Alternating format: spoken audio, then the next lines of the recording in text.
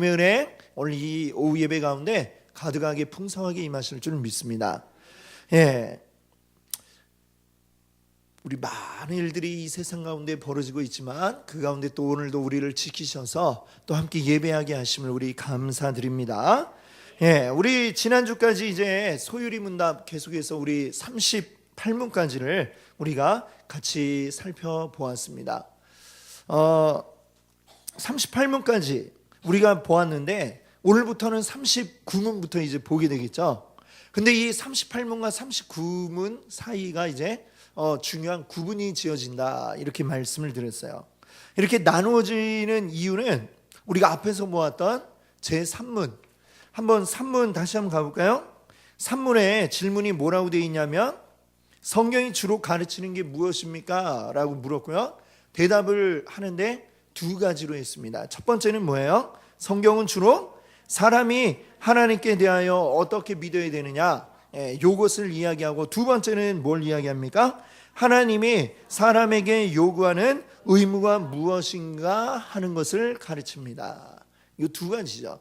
성경 두껍고 이 분량이 많은데 이게 무슨 내용입니까 하면 아주 간단히 얘기하면 딱 이 두 가지예요.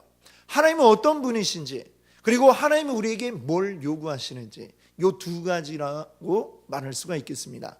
그런데 이제 그 중에 우리는 38문까지가 뭐였냐면은 그 중에 이제 앞부분, 바로 하나님은 어떤 분이시고 어떻게 우리를 구원하시는가 라고 하는 것을 우리가 38문까지, 지난주까지 우리가 살펴보았고요. 오늘 이제 39문부터는 그러니까 어떤 내용을 가지고 우리가 얘기하겠습니까? 그렇죠. 하나님이 사람에게 요구하시는 의무가 무엇이냐. 그래서 오늘 39문도 보니까 질문을 보니까요, 어때요? 하나님께서 사람에게 요구하시는 의무가 무엇입니까? 그렇죠? 그 질문 그대로 39문부터 옵니다. 여기부터 이제 웨스트민스터 소유리 문답의 제2부가 시작이 되는 거예요. 자, 그러면 답도 한번 같이 읽어볼까요? 함께 읽겠습니다. 하나님께서 사람에게 요구하시는 의무는 그의 계시된 뜻에 순종하는 것입니다. 예, 아멘. 어떻게 보면 굉장히 간단하죠. 예, 사실 이 성경에 하나님이 우리에게 요구하시는 것들 그게 다 뭐냐? 한마디로 줄이고 압축을 탁 하면 요 한마디 뭐예요? 그의 계시된 뜻에 순종하는 것이다. 순종. 예, 순종이 곧 이 성경이 우리에게 요구하는 것이다. 이렇게 이야기할 수가 있겠습니다. 계시된 것, 계시된 뜻. 계시라는 게 뭘까요? 계시라는 것은 우리가 쉽게 이해를 이제 돕기 위해서 말씀을 드리자면 감추어진 것이 드러나는 것입니다. 자, 하나님 우리 눈에 보여요? 안 보이죠. 감추어진, 우리 눈에 감추어진 그 하나님이 어떤 분이신지를 우리에게 알려주는 것, 이것이 계시이고, 우리 눈에 보이지 않는 하나님의 뜻이 무엇인가 역시 또 우리가 볼 수 없고 알 수 없는데 그것을 우리에게 드러내어 알려주신 게 바로 계시라고 이야기할 수가 있습니다. 자, 그래서 하나님의 그 뜻을 우리에게, 감추져 있던 하나님의 뜻을 우리에게 알려주셨어요. 알려주신 이유는 뭐예요? 그 뜻에 따르라고, 그 뜻에 순종하라고 우리에게 알려주셨다라고 하는 것입니다. 자, 그래서 그 다음에 나오는 40문을 한번 또 우리 볼게요. 40문은 뭐라고 질문하냐면 하나님께서 순종의 규칙으로 사람에게 처음 계시한 게 무엇입니까? 답도 한번 우리 읽어볼게요. 하나님께서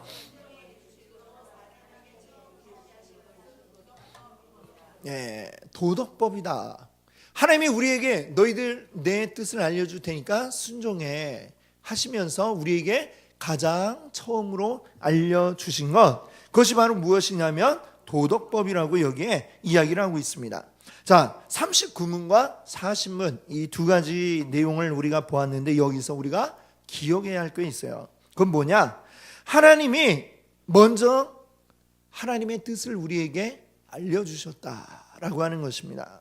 자, 이게 왜 중요하냐면 하나님은 이 세상을 그냥 만들어 놓고 그냥 아무 상관없이 내버려 두고 어떻게 되든지 니들이 죽이 되든 밥이 되든 알아서 해봐라 내버려 두시는 그런 분이 아니다라고 하는 것이죠.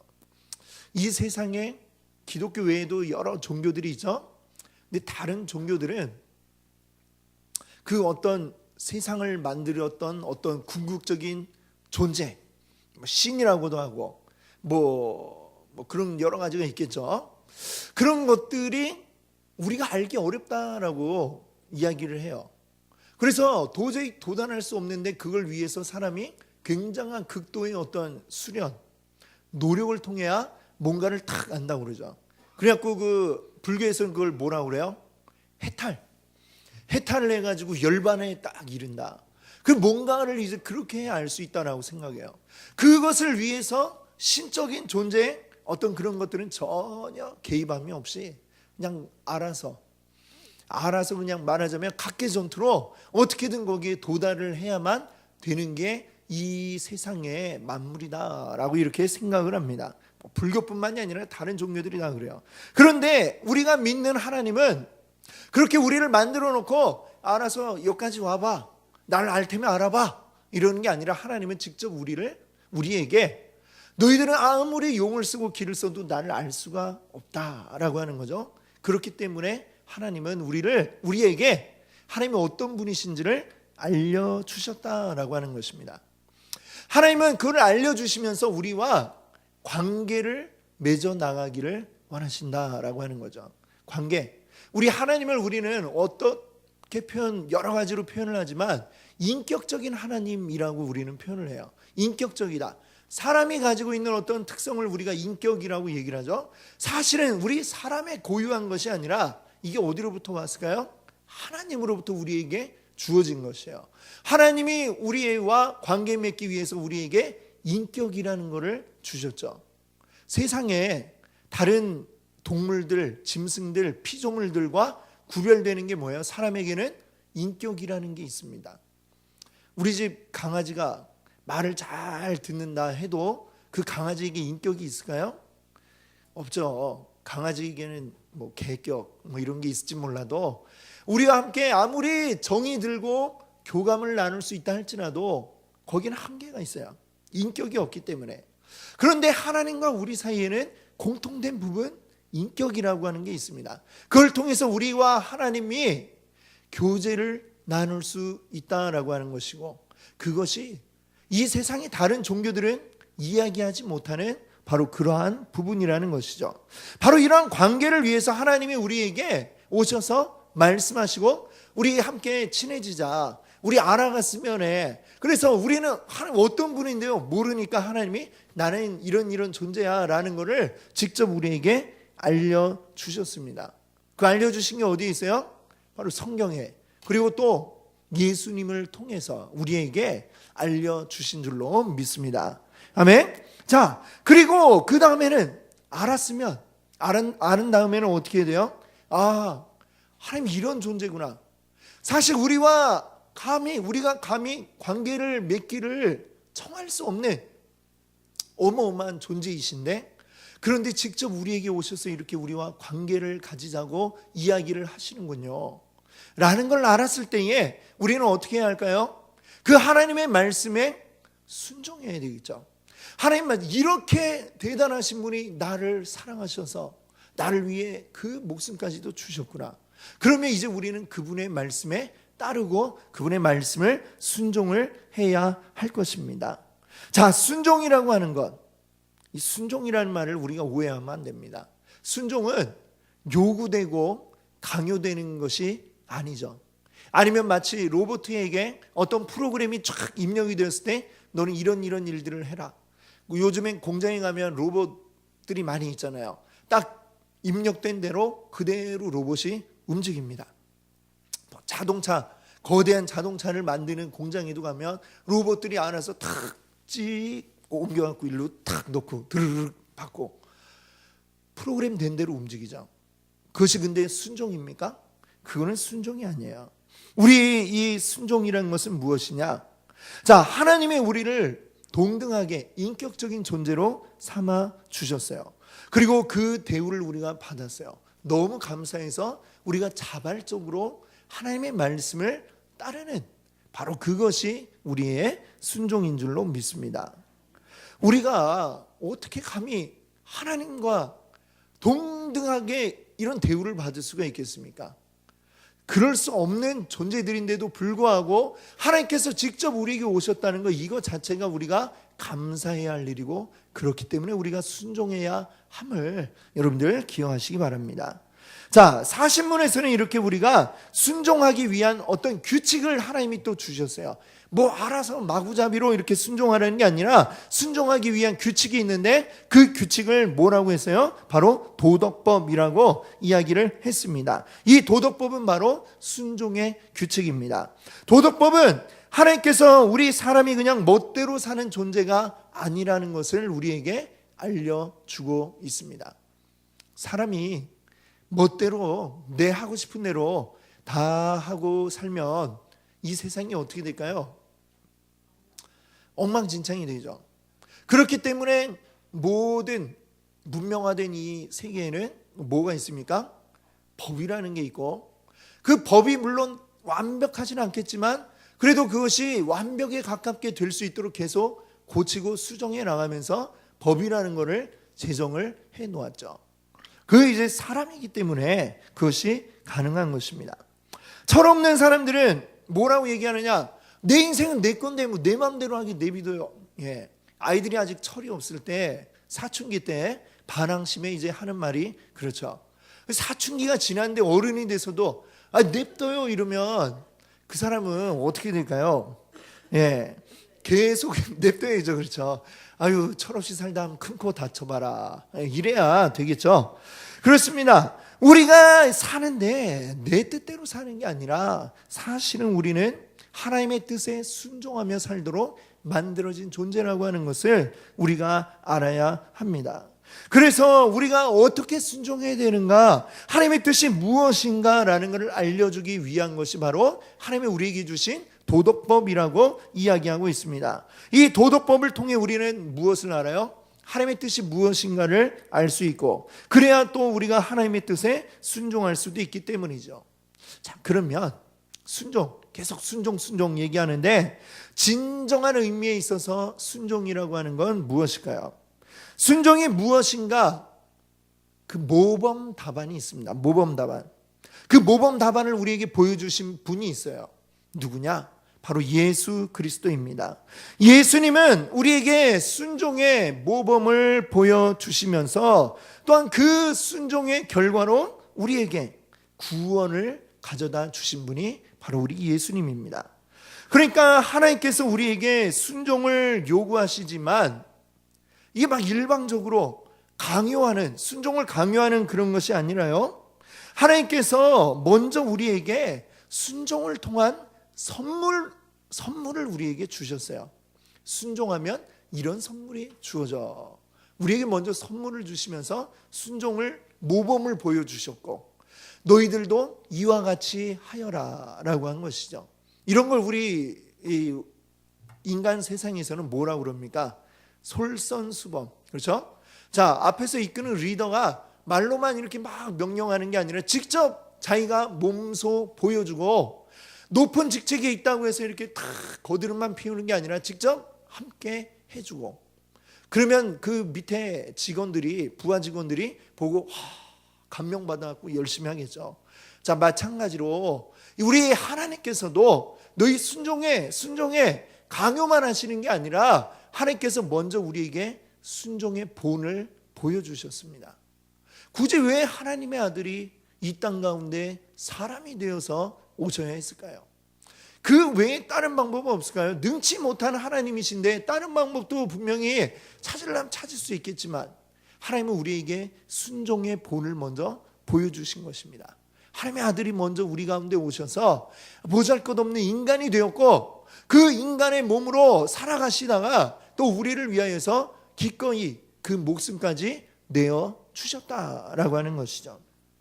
그렇기 때문에 우리들도 순종을 할 수가 있는 겁니다. 하나님 먼저 우리에게 순종의 본을 보여주셨으니까, 그래, 우리도 순종해야지. 우리의 순종은 채찍질 당해가지고, 아니면 막 몽둥이로 두들겨 맞아가지고 어쩔 수 없이 막 안 할 수도 없고 그래서 하는 게 아니라, 우리 주님이 먼저 보여주신 본을 따라서 우리도 같이 따라서 하는, 그 본을 본받아서 우리도 따라 순종하는 게 바로 우리의 순종인 줄로 믿습니다. 하나님의 사랑 안에 우리가 거한다면, 주님이 주신 선물을 이미 받은 우리들이라면 당연히 순종하는 게 마땅한 줄로 믿습니다. 예전에 보았던 영화 가운데 죽은 시인의 사회라고 하는 영화가 있어요. 아주 유명한 영화죠. 이 훌륭한 스승과 제자들의 이야기인데, 사실 우린 미국 그러면 좀 이렇게 좀 입시의 그런 압박이 우리보다 덜할 것 같은 생각이 드는데, 미국도 근데 이 압박이 굉장한 것 같아요. 특별히 이제 상류층 그 자제들을 이제 주로 이제 받아들이는 아주 이제 사립학교들이 있는데, 그런 데서는 아주 입시에 대한 이게 굉장한 압박을 학생들에게 우리나라 못지않게 주고 있는 것 같아요. 이 죽은 시인의 사회라는 그 영화의 배경이 되는 곳도 그러한 학교입니다. 여기에 근데 새로운 이제 영어 선생님이 왔어요. 이 선생님은 좀 이 아이들이 이 막 입시 지옥 같은 이 환경에서 좀 벗어날 수 있게 되기를 바라는 선생님이에요. 그래서 이 아이들에게 좀 새로운 방법으로 그 문학 수업을 하기도 하고 좀 재미있게 이렇게 수업을 했어요. 그야말로 정말 학생들이 막 그나마 숨통이 트이는 시간이 그 선생님의 수업 시간이었죠. 그런데 입시를 원하는, 인류대에 입학하기를 원해서 이 학교에 아이를 보낸 그 학부모들은 그런 수업이 어때요? 못마땅하겠죠. 그 부모들의 눈에는 이게 도대체 뭐 하는 짓인가? 이게 비싼 학비를 내고 이 학교에 다니는데 수업 시간에 대체 뭐 하는 겁니까? 이러면서 이제 선생님 쫓아내라 압박이 이제 막 들어오는 거야. 그래가지고 결국에는 이 선생님이 학교를 떠나게 됩니다. 마지막 수업 시간 수업을 딱 하고 여러분 안녕 하고 이제 선생님이 가야 되는데, 이 영화의 이제 마지막에 이런 장면이 나와요. 선생님이 이제 정든 학생들과 이제 작별을 하잖아요. 문을 딱 나서려고 하는데 그때 한 학생이 자리에서 일어납니다. 일어나더니 책상 위로 탁 올라가는 거예요. 올라가더니 뭐라고 하느냐?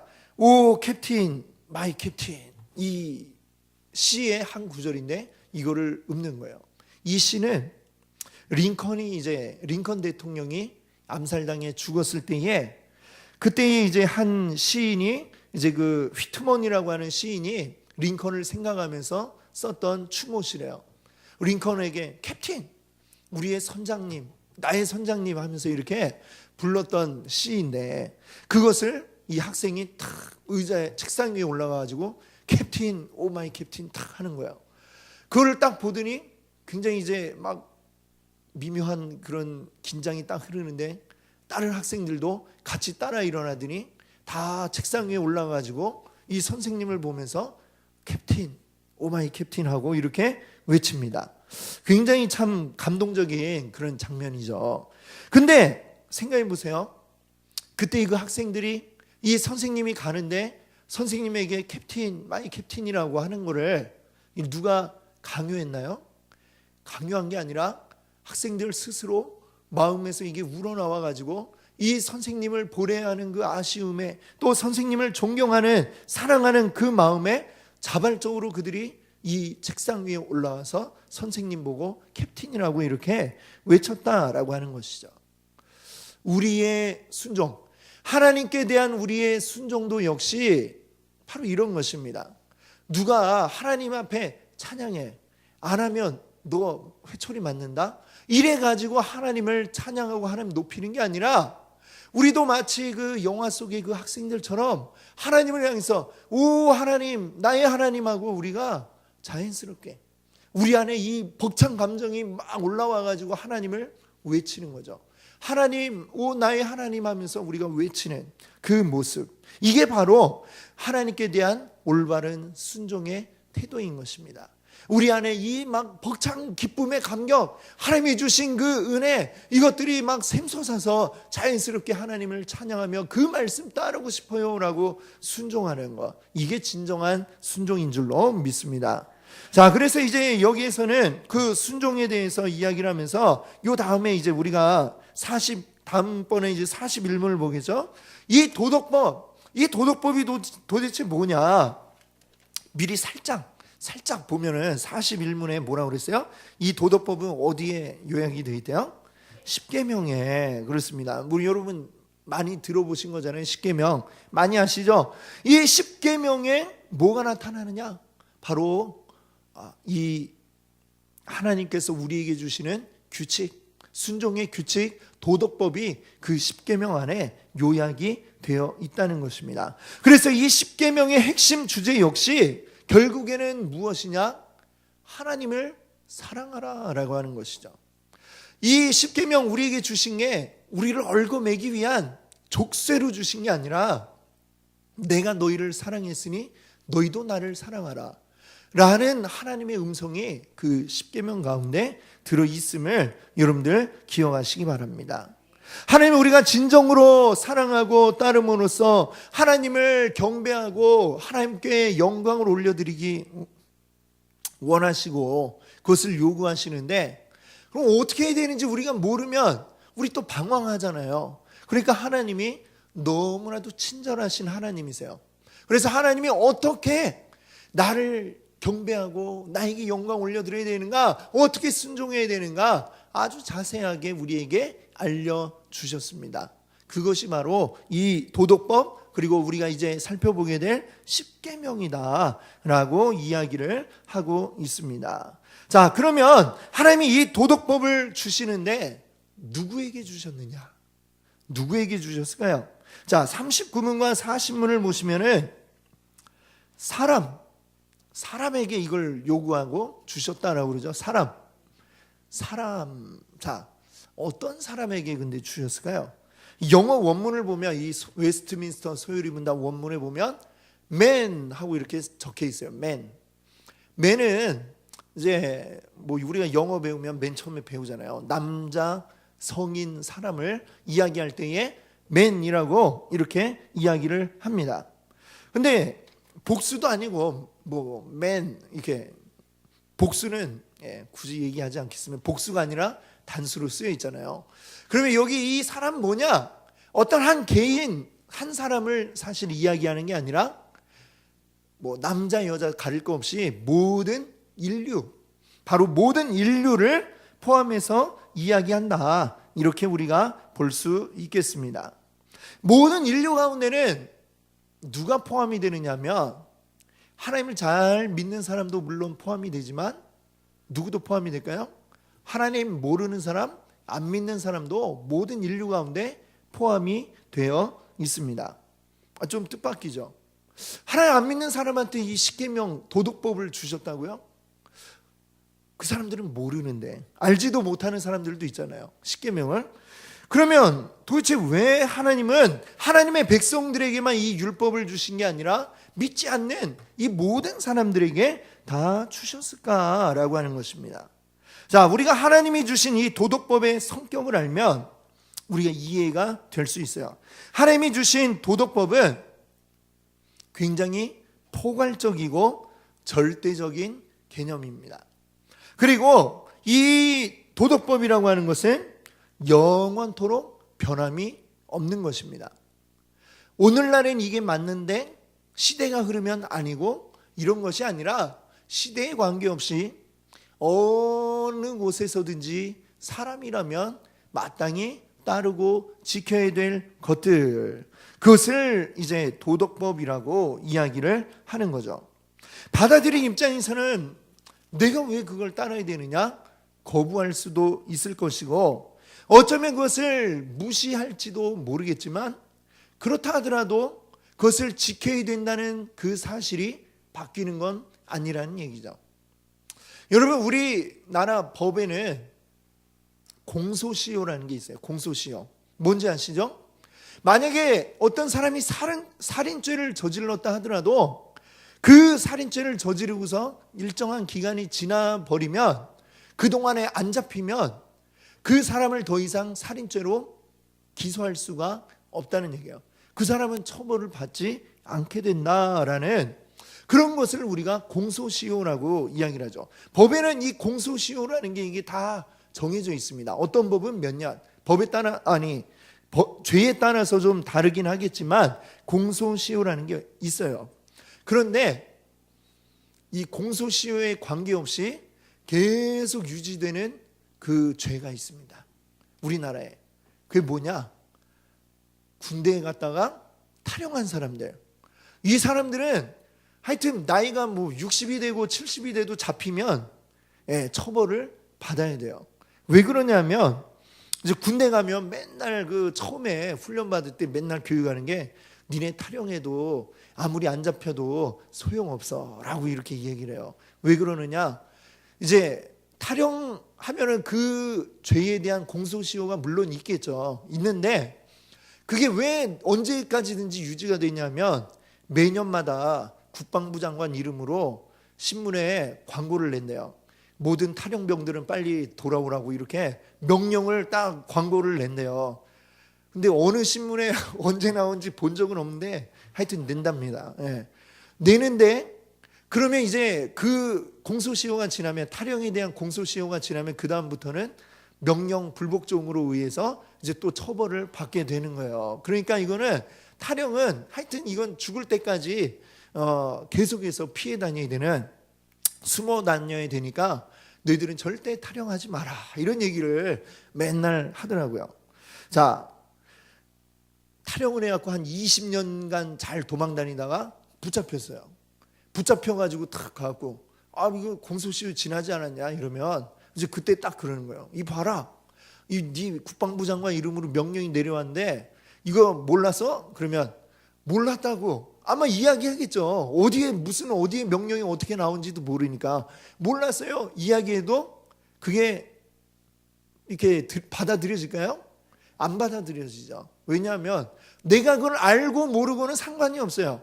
국방부 장관이 어쨌거나 알건 모르건 명령을 이미 내렸기 때문에 그것을 내가 아느냐 모르냐는 상관없고 이미 나는 그 법에 의해서 처벌을 받지 않으면 안 되는, 그래서 죗값을 받아야만 된다라고 하는 것입니다. 아무리 이 탈영명이 나는 도대체 어느 신문에 광고가 나온지도 몰랐고 들어본 적도 없습니다 한다 할지라도 군인이라면 어쩔 수 없이 벗어날 수가 없는 명령이죠. 우리의 도덕법이라고 하는 게 바로 그런 것입니다. 하나님이 우리에게 주신 도덕법, 우리 인류 가운데 많은 사람들은 이 도덕법이 뭔지도 난 몰랐고 알지도 못했고 별로 이렇게 따르고 싶지도 않다라고 얘기하는 사람들이 굉장히 많이 있었고 지금도 있고 또 앞으로도 많이 있겠지요. 그러나 그것을 못 들어봤다 할지라도 나중에 주님의 최후의 심판대 앞에 서서 나 몰랐어요 얘기한다고 넌 몰랐으니까 좀 봐줄게 이렇게 될까요? 그렇지 않다라는 것입니다. 하나님의 도덕법은 우리 모든 사람들에게 분명하게 요구되어지는 것이고 지금도 변함없이 우리가 요구받고 있는 것입니다. 자, 그러면 어차피 하나님 안 믿는 사람들은 듣지도 않을 텐데 따르지도 않을 텐데 왜 모든 사람에게 이 도덕법을 하나님은 주셨을까요? 자, 우리가 세 가지로 한번 생각해 볼 수 있겠어요. 먼저 믿지 않는 사람들에게 하나님은 왜 도덕법을 주셨을까? 자, 하나님 믿지 않는 사람들에게 이 도덕법이라고 하는 것은 사람의 상태가 어떠한가라는 것을 깨닫게 하는 그러한 방법이 됩니다. 우리 사람이 얼마나 악한 존재인가라는 것을 이 도덕법을 통해서 깨닫게 되는 것이죠. 십계명 가운데 보면 하나님께 대한 계명도 있지만 뒷부분엔 어떤 것들이 있어요? 사람과 사람 사이에 그 관계에 대한 법들이 있잖아요. 그런 걸 보면서 이 어느 사람도 그 모든 법에서 완전하게 자기가 깨끗하게 유지되었다라고 이야기할 사람이 없다는 것이죠. 그러면 나를 보면서 이 도덕법을 통해 내가 얼마나 악한 존재인가라고 하는 것, 비록 하나님을 믿지 않는 자라고 할지라도 그것을 통해서 나는 악한 존재이구나 라는 것을 깨닫고 스스로 겸손해지게 만들고, 그래서 이게 내 힘으로는 이게 도저히 될 수 없는 것이구나 라는 것을 깨닫게 만들기 위한 목적으로 안 믿는 자들에게도 이 도덕법을 주셨다는 것입니다. 그래서 사람이 이 도덕법을 통해 이 인간의 비참함을 깨닫고 결국은 신을 찾고자 하는 마음이 생겨날 수 있게 만들어 주는 것이죠.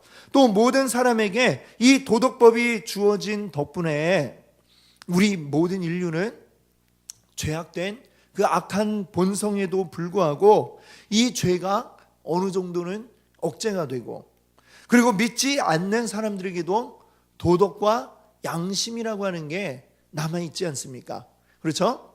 아무리 믿지 않는 그런 사람들이 사는 나라라고 하더라도 최소한의 사람의 어떤 도덕이라는 것이 있고, 그 도덕과 양심에 비추어서 이 세상의 질서, 그리고 거기에 어울리는 법이라고 하는 것이 만들어져 있는 것이죠. 그걸 통해서 이 사회가, 인류가 유지될 수 있는 최소한의 질서가 만들어지는 것입니다. 그래서 하나님의 이 도덕법이 모든 믿지 않는 자들에게까지 주어졌다는 것이죠.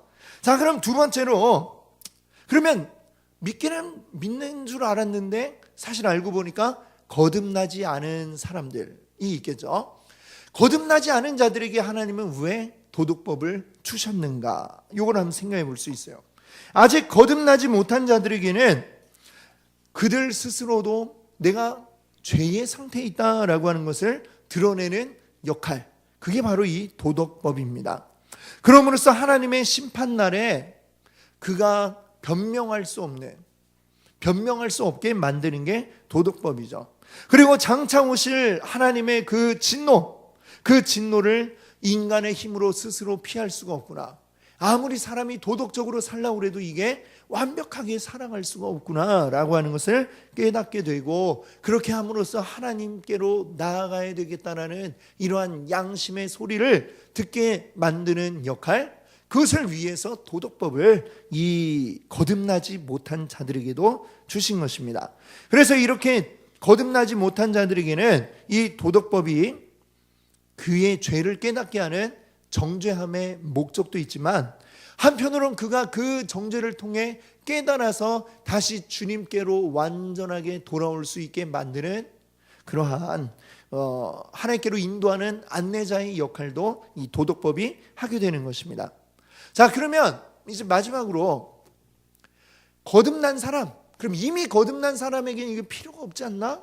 뭐 이런 생각도 할 수 있겠죠. 그러나 모든 인류에게 주셨다라고 했잖아요. 그럼 우리에게는, 거듭난 우리들에게는 왜 이 도덕법이 필요한가라고 하는 것입니다. 자, 우리는 이미 거듭났기 때문에 주님 안에서 더 이상 이제 우리는 죄인이 아니다 라는, 하나님 앞에 의롭다라고 하는 우리가 그 말씀을 들었고, 우리 이제 죄의 정죄함을 받는 존재가 아닙니다. 그럼에도 불구하고 우리는 여전히 어때요? 여전히 죄 가운데 있는 것이 지금 우리들의 모습이죠. 자, 그러나 우리 거듭난 성도들은 더 이상 죄에 의해서 이리저리 흔들리는 자가 아니라 우리 그리스도의 복음으로 자유하게 된 사람들입니다. 이 자유함 속에서 우리는 어떻게 살아가야 되느냐? 우리가 이 죄라고 하는 것이 여전히 우리 가운데 있지만 그 죄에 의해서 정죄함을 받지는 않는다 하더라도 우리는 어떻게 해야 되느냐? 이 죄의 모습들을 떨쳐버리고 이 죄를 끊어내고 보다 주님이 원하시는 그 완전한 모습에 가깝게 나아가야 하는 것이죠. 그래서 그것이 우리 구원의 그 단계에서 우리는 뭐라고 그랬어요? 성화, 거룩해져 가는 단계. 지금 우리 거룩해져 가고 있어요. 주님이 원하시는 모습이 이만큼이고 우린 지금 여기 있어도, 구원 받았어도 우리는 아직 여기 있잖아요. 그리고 여기서 여기까지 가야 되는데 여전히 우리는 가는데, 이 가는 길에 도움을 받을 수 있는 게 바로 이 도덕법이라고 하는 것이죠.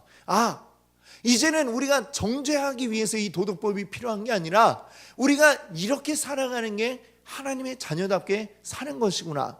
우리 생활 지침으로서 도덕법이 존재하게 되는 것이고, 이렇게 살기 위해 힘쓰자 하게 되는 게 바로 이 도덕법이라는 것입니다. 그래서 여전히 구약 성경에 나오는 십계명이지만 그 이제 다 지나갔으니 소용이 없느냐? 그게 아니라 여전히 우리에게도 이것이 필요한 이유는 이것이 우리가 살아가기 위한 삶의 지침으로 우리에게 주어졌기 때문인 줄 믿습니다. 아멘. 바로 이것이 하나님의 은혜인 줄 믿습니다. 여전히 나는 죄를 짓는 죄인이지만 더 이상 이제는 율법이 나를 정죄하지 못합니다. 우리 복음의 자유가 우리 안에 있습니다. 그 자유를 누리며 이제 우리는 죄 때문에 괴로워하는 게 아니라 죄에서 변화된 나의 모습을 보고 기뻐하면서 오늘 또 이렇게 더 하나님 원하시는 모습에 가깝게 나아갔어. 그 기쁨을 누리면서 날로 기쁘게 우리 변화되어져 나가는 게 우리 모든 믿는 이들의 살아가는 모습인 줄로 믿습니다. 아멘. 그게 바로 안 믿는 자들과 우리들의 차이겠죠. 안 믿는 자들에게 이게 굉장히 억압이요 굴레처럼 느껴집니다. 우리에게는 이것이 우리의 나아가야 할 이 이상적인 목표로 우리에게 주어진 것이죠. 그러니까 억지로 하는 게 아니라 우리는 그 목표를 향해 나아가는, 열심히 힘차게 달려가는 기쁨이 우리 가운데 있는 줄 믿습니다. 하나님의 이 율법들, 하나님의 말씀들 하나하나 우리가 생각하면서 우리 기쁨 가운데 그것을 순종할 수 있기를 바랍니다. 순종함, 우리 기쁨으로 이것을 따르기 원합니다. 우리 모든 믿는 자들에게 이 모든 것들은 우리를 얽어매는 율법으로 우리에게 주어진 게 아닌 것을 여러분들 믿으시기 바랍니다. 더 이상 율법이 아니라 우리 삶의 지침, 우리 삶에 나아가야 할 완성된 모습, 그것임을 우리 믿고 그것을 향하여 조금씩 도전하고 변화되어져 감으로 주님 안에 참된 복음의 자유를 누리시는 우리 모든 성도님들 되시기 바랍니다. 아멘.